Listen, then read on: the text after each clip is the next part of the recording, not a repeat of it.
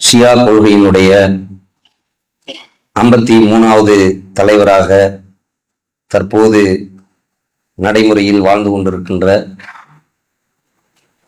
53வது தலைவர் என்று அழைக்கப்படக்கூடிய குருஜி அவர்கள் சென்னை மண்ணடியிலே வருகை தந்திருக்கிறார் என்பதை நீங்கள் அனைவருமே அறிவீர்கள். அவருடைய வருகைக்காக கடந்த மாதம் 6ஆம் தேதியிலிருந்து பல்வேறு விதமான ஏற்பாடுகள் இந்த மண்ணடி மூர் தெருவிலும் அங்கப்ப நாயக்கன் தெருவிலும் ஏற்பாடு செய்யப்பட்டு 3 தெருக்களும் போக்குவரத்துக்கு வழிகாட்டப்படாமல் அடைத்து வைக்கப்பட்ட நிலையில் அவருடைய வருகை இன்று பிரம்மாண்டமாக்கப்பட்டிருக்கிறது என்பதை நீங்கள் அனைவருமே அறிவீர்கள். அறியாத மக்கள் அறிந்து கொள்ள வேண்டும். இந்த ஷியாவினுடைய கொள்கை என்பது இஸ்லாமிய சமுதாய மக்களுக்கு முற்றிலுமாக எதிரானது என்பதை முஸ்லிம் சமுதாய மக்கள் என்ன செய்து கொள்ள வேண்டும், விளங்கி கொள்ள வேண்டும். நபி பெருமானார் ஸல்லல்லாஹு அலைஹி வஸல்லம் அவர்கள் கொண்டாடுவதற்கு அனுமதித்த தினங்கள் என்பது 2 தினங்கள் தான்.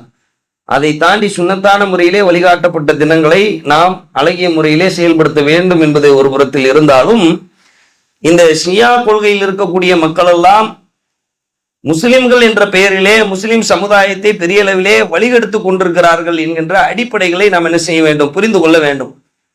அப்ப ஒரு சமுதாயத்திற்கு கேடு விளைவிக்க கூடாது என்கின்ற அடிப்படைகளை எல்லாம் நபி பெருமானார் நமக்கு வழிகாட்டி தந்திருக்கிறார்கள்.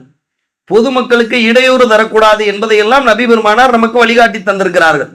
எல்லாருக்கும் ஒரு கொள்கை இருக்கிறது. அவங்கவுங்க பிடிச்ச கொள்கையில இந்த உலகத்துல வாழ்வாங்க, செயல்படுவாங்க, மாநாடுகள் நடத்துவாங்க. அவங்களுடைய கொள்கையை மக்களிடத்தில் கொண்டு போய் சேர்க்கின்ற கொள்கை பரப்பு செயல்களை எல்லாம் அவர்கள் செய்வார்கள்.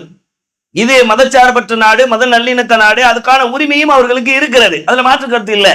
ஆனா எல்லாத்துக்கும் ஒரு எல்லை இருக்குதுல்ல, எல்லாத்துக்கும் ஒரு லிமிட் இருக்குதுல்ல. ஒரு 3 தெருவையே இரும்பு பாலங்கள் போட்டு அடைத்து இந்த செலிபிரிட்டி சினிமா நடிகர்கள், சினிமா நடிகைகள்லாம் அந்த பொதுமக்கள் இருக்கக்கூடிய சபைக்கு வருகின்ற பொழுது இடிச்சு தள்ளப்படுவாங்கல்ல, அதுல இருந்து பாதுகாக்கிறதுக்காக பவுன்சர்ஸ் சொல்லுவாங்கல்ல, எஸ்கார்டு கொடுக்குறாங்கல்ல அரசாங்கம், அது இல்ல, பவுன்சர்களை போட்டு அது அவங்க கூட நின்று பாதுகாப்பு பண்ணி அந்த தலைவரை ரொம்ப சேஃப்டியா கொண்டு போய் சேர்க்கிறதுக்கு இப்படியான நிலைகள்ல செலிபிரிட்டிகள் நடக்கிறாங்கல்ல, அது மாதிரியான ஒரு அளவுல காலையில கூட்டு போனாங்க அந்த பகுதிகளுக்கு. அவ்வளவு பிரம்மாண்டமா அது ஏற்பாடு செய்யப்பட்டிருக்கிறது. ஒரு மாத காலமாக இப்படியான செயல்கள். 3 தெரு பக்கத்துல ஜிஹெச் இருக்கிறது, ராஜீவ்காந்தி முக்கியமான மருத்துவமனை இருக்கிறது, இந்த பக்கம் ஸ்டான்லி இருக்கிறது, ஹைகோர்ட் இருக்கிறது. போக்குவரத்துக்கு எவ்வளவு பெரிய நெரிசல் இந்த 10 நாளா ஏற்படுதுங்கிறத எல்லா மக்களும் பார்க்கத்தானே செய்றீங்க. இந்த மாதிரியான நிலைகள் இருக்கிற அரசாங்கம் இதை எப்படி அனுமதிக்கிறாங்க? முஸ்லிம் சமுதாய மக்களுக்கு இவ்வளவு பெரிய அனுமதி கிடைப்பதனுடைய பின்னணி என்ன? அப்படி நம்ம கொடுப்பானா? நமக்கு எந்த அனுமதியா தருவானா? நம்மளால ஒரு தெருமுனை கூட்டம் நடத்த முடியுதா? முஸ்லிம் சமுதாய மக்கள் ஏகத்துவத்தை எடுத்துச் சொல்வதற்காகவோ இல்ல இன்னும் பிற செய்திகளை மக்களிடத்தில் வைப்பதற்காகவோ எந்த விதமான அனுமதியாவது நம்ம ஒரு அரை மணி நேரத்துக்கு கேளுங்க, ஒரு 1 மணி நேரத்துக்கு கேளுங்க. அவ்வளவு ஃபார்மாலிட்டிஸ் பாக்குறாங்க. 10 நாட்கள் ஒரு சமுதாயத்தினுடைய தலைவரின் வருகைக்காக இவ்வளவு பெரிய ஒதுக்கீடுகள், இடஒதுக்கீடு இல்ல, பிளேஸ் ஒதுக்கீடு செய்யப்பட்டிருக்குன்னா இதனுடைய பின்னணி என்ன? முழுக்க அவர்கள் பாஜகவினுடைய ஆதரவாளர்கள். அதான உண்மை, அதனுடைய அடிப்படை அதுதானே. குஜராத்ல, உத்தரகாண்ட்ல, இன்னும் பிற பகுதிகளில் முஸ்லீம் ஓட்டுல ஜெயிச்சா, முஸ்லீம் ஓட்டுல பிஜேபி ஜெயிச்சான்னா முஸ்லீம் யாரு? தமிழகத்தில் இருக்கக்கூடிய முஸ்லீமா? அங்க இருக்கக்கூடிய யாரு? இந்த முஸ்லீம்னு சொல்லப்படுபவர்கள் யாரு? இந்த ஷியாக்களுடைய ஓட்டு தான் அவங்களுக்கு போய் என்ன செய்கிறது, முழுமையாக விழுகிறது என்பதையெல்லாம் கவனித்து அதான் அங்கீகாரம் தரப்பட்டிருக்கு.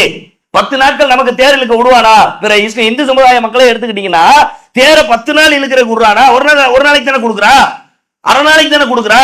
அப்ப இதெல்லாம் கவனத்துல கொண்டு அரசாங்கம் இதை என்ன செய்ய வேண்டும், முழுமையாக கண்டிக்க. காவல்துறை இதை ரொம்ப வன்மையாக கண்டிக்க. இப்படி எல்லாம் அனுமதி கொடுத்து போக்குவரத்துக்கு மக்களுக்கு இடையூறு தரக்கூடிய காரியத்தை, செயல்களை எல்லாம் செய்வதற்கு என்ன செய்யக்கூடாது, அனுமதிக்க கூடாது. அந்த கோரிக்கை எல்லாம் நம்ம தான் கொண்டு போகணும். யாருமே பேசலைன்னா அப்படி யாராவது ஒரு ஆள் செய்திகளை கொண்டு போய் சொல்லணும். எதிர்ப்புங்கிற ஒரு அடிப்படை எல்லா இடங்களிலும் இருக்கணும் தானே. இருகருத்து, மாற்று கருத்து என்பது எல்லா இடங்களிலும் என்ன செய்ய வேண்டும், இருக்க வேண்டும், சொல்லப்பட வேண்டும் என்பதை ஒரு அடிப்படையாக என்ன செய்கிறோம், அரசாங்கத்துக்கு பதிய வைக்கிறோம். இன்னும் ஒரே ஒரு தகவல் முஸ்லிம் சமுதாயம் சிந்திக்க வேண்டும். சேகர் பாபு அறநிலைத்துறையினுடைய அமைச்சர் இருக்கிறார்ல, அவர்லாம் இந்த குருவை போய் என்ன செஞ்சிருக்கிறாரு, பார்த்துட்டு வந்திருக்கிறார். வக்பு மசோதா அனைவராலும் எதிர்க்கப்பட்ட நேரத்திலே பிஜேபி சரியான சட்டத்தை கொண்டு வந்திருக்கிறது. வக்பு திருத்த மசோதா என்பது மிக சரியானதுதான் என்கின்ற செய்தியை மக்களிடத்திலே கொண்டு போய் வச்சது யாரு? இந்த ஷியாக்கள் தானே வச்சாங்க. இந்த போரா முஸ்லிம்கள் தானே அதுக்கு ஆதரவு தந்தாங்க. பிஜேபி சரியான முடிவை எடுத்திருக்கிறது, பிஜேபி சரியான திட்டத்தை இந்த சமூகத்துக்கு வழிகாட்டி இருக்கிறது அப்படின்னு அவங்க சொன்னாங்க. ஆனா சேகர் பாபு அமைச்சர் வக்பு திருத்த மசோதாவுக்கு எதிரானவரா ஆதரவானவரா? எதிரானவரா தானே இருந்தாரு. அதனாலதான் நம்ம இங்க சென்னையில நடத்தக்கூடிய அந்த இயக்கத்துல கூட அந்த நிகழ்ச்சியில கூட அவரை பொதுக்கூட்டத்துக்கு அவரை தானே கூப்பிட்டிருந்தோம். உங்களுடைய கொள்கை வக்பு திருத்த மசோதா எதிர்க்கப்பட வேண்டியது அப்படிங்கிற கருத்துடையவர் தானே, அவன் தான் ஆதரிச்சிருக்கிறான்ல. அந்த 53வது தலைவர் வருகை தந்திருக்கிறார் என்பதற்காக அமைச்சர் சேகர் பாபு அவர்களும் அவர்களை சந்தித்திருப்பது ஒரு மிகப்பெரிய வருத்தம் தரக்கூடிய விஷயமா இதெல்லாம் முஸ்லீம் சமுதாயம் கவனிக்கணும். அதுக்காகத்தான் இந்த செய்திகள் என்ன செய்யப்படுகிறது, உங்களுக்கு மத்தியிலே சொல்லப்படுகிறது.